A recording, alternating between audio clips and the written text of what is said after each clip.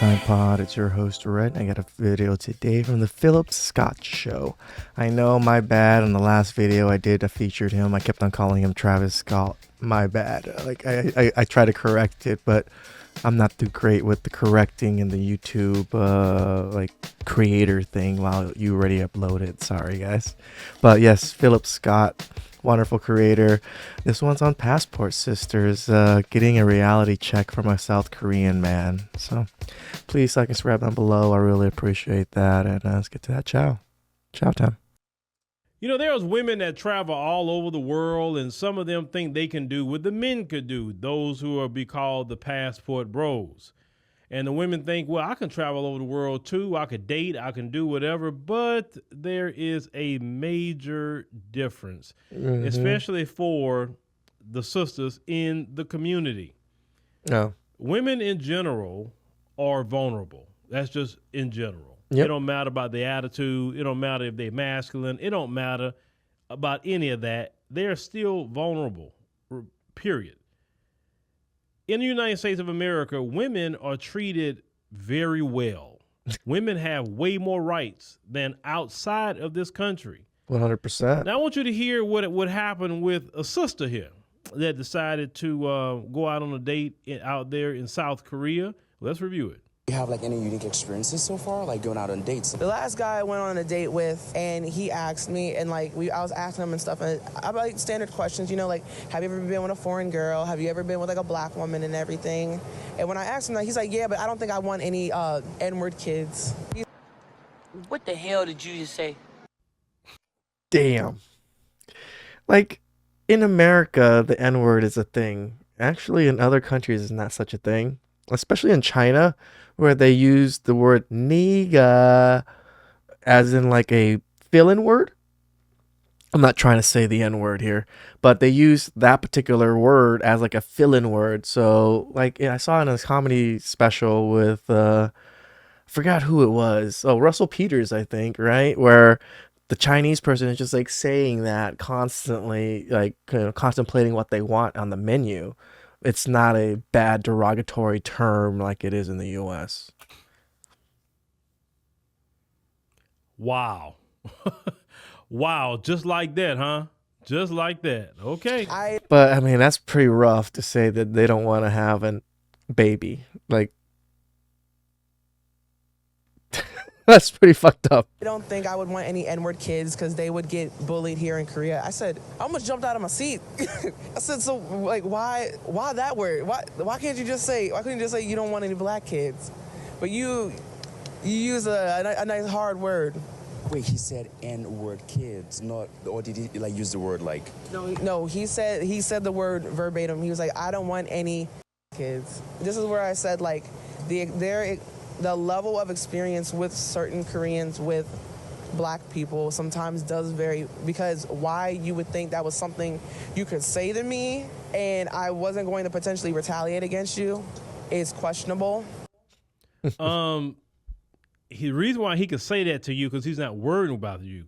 Because see, what you don't understand, a lot of you sisters, what you don't understand is when you go to those homogenous countries, like a lot of those Asian countries, they can say whatever they want to you, and you go ahead on and act a fool like you would in these United States of America. Watch what happens to you. They're going to be on his side. They're not going to be on yours. That's when they mean a foreigner. They mean it every sense of the word. I wish in America we would act that way like other countries. You know, in this country, everybody can come in here and do whatever the hell they want to do, just about.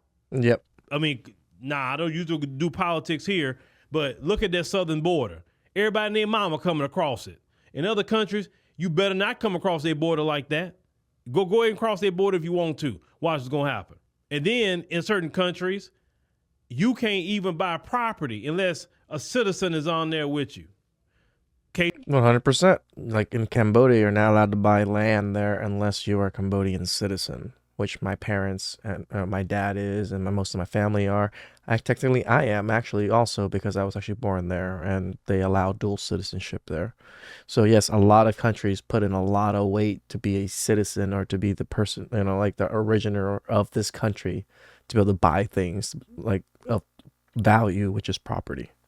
Case in point, in Kenya, in order for you to have a business in Kenya, a Kenyan citizen has to be on your board. You can't even do it as a foreigner. But let's say if a Kenyan came over here and wanted to start a business, they don't need an American on their board. You understand what I'm saying? And that's in Africa, right? African country. So a lot of countries don't act like we act here. So you go over there to South Korea, and this dude straight disrespecting you and telling you he don't want no black children, and you still with it? Like, why y'all don't have that same reaction with these other groups of men that you would have with brothers? Damn. You guys hear that? Why don't they have the same type of reaction like this to the normal African American black guys that they normally meet and date? Like, he said all this, and she doesn't seem all that outraged as he's explaining the story. Where if she was probably talking about an African American black guy, it might be different. I don't know this person, so it's like, it's just guessing. But from what we can tell, their attitude, she was kind of accepting of it. She's like, oh man, like this, where she wasn't loud and obnoxious about what happened, where a lot of women would be. Because the brother said anything remotely disrespectful is on and popping. Mm-hmm. But this dude, you trying to find out and can't believe it. Like, why can't you believe it? You in his country. Listen, I always say this. Y'all go to everybody else's country but the African continent or the Caribbean or somewhere like that with a bunch of black people that look like you. Then you get surprised when you deal with some racism. Like, I said that. I'm not going to leave America and go somewhere else and deal with racism. I'm not going to do it. I might as well just stay in America with it. At least I got some rights in America. At least I got some backup of my own community, right? But I'm not going to fly way over there to be told some crap like that. But let's continue. In Korea, where Koreans date Koreans. And so when it comes to their experiences with all their cultures, it's very limited. And it's like sometimes they will say some very out-of-pocket comments. And then you're just sitting there looking like... I mean, he was being honest. This is where I was just like, so he doesn't want, black children. So that means he just wants to pump and dump you. That's pretty much why he said it. Like... They didn't just say that to me. Yeah, basically, like I said, South Korea is a homogenous society. They don't come from a melting pot. So anybody outside of them is who is that? What they got going on? And their family's not going to accept your black behind. I just call it what it is. They look down on black people. The majority of the world don't like black people. I know that. I accept that, and I'm cool with that, actually. I'm glad, because this is what I always say about that. Because I understand that, I'm like, you ain't coming around me being all fake and phony and this imaginary cookout y'all want to invite everybody to. I ain't inviting you to nothing. Because just because you smile at me 1 minute, oh, you can come to the cookout. That's all it takes to impress you is a smile. Somebody dancing, that impresses you? Like, really? Oh, he spoke up about racism. That doesn't, what? You understand what I'm saying?